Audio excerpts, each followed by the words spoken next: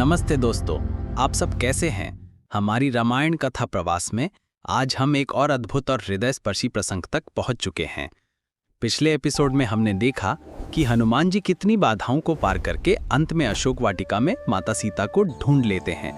परंतु अब सवाल ये है कि सीता जी को पाकर भी हनुमान जी उनसे राक्षसियों के बीच कैसे बात करेंगे? वे कैसे विश्वास दिलाएंगे कि वे श्री राम के दूत हैं? और श्री राम को कौन सा संदेश लेकर लौटेंगे? यही रोमांचक और भावनापूर्ण प्रसंग आज की हमारी कथा है। तो देर न करते हुए चलिए कहानी में प्रवेश करें, लेकिन उससे पहले चैनल को सब्सक्राइब करें और पास ही दी हुई बेल को दबाएं। हनुमान जी पेड़ पर छिपकर सोच रहे थे कि सीता जी से कैसे संवाद करें। तभी गर्व और अहंकार से भरा रावण वहां आ पहुंचा। उसने सीता जी को प्रलोभन देकर अपने वश में करना चाहा।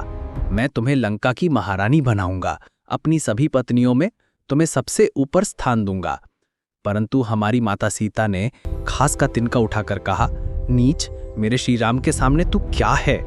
रावण अपमानित होकर क्रोधित हुआ और बोला, यदि 2 महीने में तुम मेरे अधीन नहीं हुई तो मैं तुम्हें मारकर खा जाऊंगा। ये कहकर चला गया। उसके बाद राक्षसी स्त्रियां सीता जी को अपने कठोर शब्दों से सताने लगी। उन बातों से माता बहुत दुखी हुई। तभी उनमें त्रिजटा नाम की राक्षसी बोली, रुको, मैंने एक सपना देखा। हमारी लंका सागर में डूब गई। रावण गधे पर बैठकर दक्षिण दिशा में चला गया। श्री राम ने विजय प्राप्त की और सीता जी को ले गए।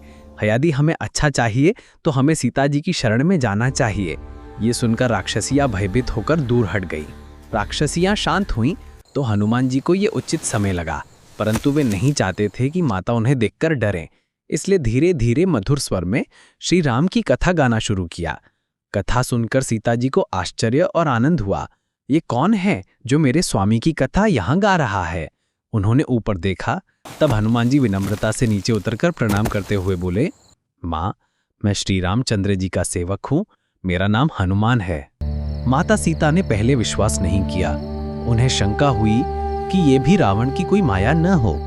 उनकी शंका जानकर हनुमान जी ने श्री राम द्वारा दिया गया अंगूठी उनके सामने रखी। जैसे ही उन्होंने अपने पति की अंगूठी देखा, उनके प्राण लौट आए। उनके आंखों से आनंदाश्रु बह निकले। उन्होंने हनुमान पर पूर्ण विश्वास किया और उत्सुकता से पूछा, बेटा, मेरे राम कुशल से है ना? क्या उन्होंने मुझे याद किया? हनुमान जी ने सब बातें सुनाकर माता को धीरज दिया। माता को थोड़ा सांत्वना मिला। उन्होंने कहा, हनुमान, जब तुम लौटो तो मेरे पास से भी कोई निशानी राम को दे जाना, जिससे उन्हें विश्वास हो कि तुम मुझसे मिले थे।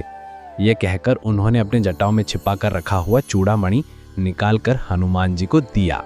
वह केवल आभूषण नहीं था, बल्कि उनके सौभाग्य और अस्तित्व की निशानी थी। आंसुओं से भरे नेत्रों से उन्होंने संदेश दिया, राम से कहना, मैं केवल 1 महीने तक ही जीवित रह पाऊंगी। उस समय से पहले आकर मुझे बचाएं। काकासुर की कथा याद दिलाना और मेरी दया मांगना। हनुमान जी ने उस चूड़ामणि को भक्ति भाव से स्वीकार किया और बोले, माँ, आप चिंता मत करें। हम शीघ्र ही वानर सेना के साथ आएंगे, इस लंका को भस्म कर देंगे और आपको मुक्त कर ले जाएंगे। इस प्रकार माता को धैर्य देकर उनके आशीर्वाद लेकर वहां से लौटने की तैयारी की। देखा आपने, भगवान का संकल्प कितना महान है। एक अंगूठी से सीता जी में प्राण फूंके और एक चूड़ामणि से श्री राम को आशा दी। हनुमान ने इन दोनों हृदयों को जोड़ दिया। परंतु क्या हनुमान जी उसी मार्ग से लौट गए, या फिर अपनी उपस्थिति रावण को दिखाना चाहिए? आखिर लंका दहन कैसे हुआ, ये हम अगले एपिसोड में देखेंगे। हमें आशा है ये कथा आपको अवश्य पसंद आई होगी। पसंद आई हो तो इस वीडियो को लाइक करें, शेयर करें और चैनल को सब्सक्राइब करें। अपने विचार कमेंट्स में लिखें। फिर मिलेंगे। नमस्कार। जय श्री राम।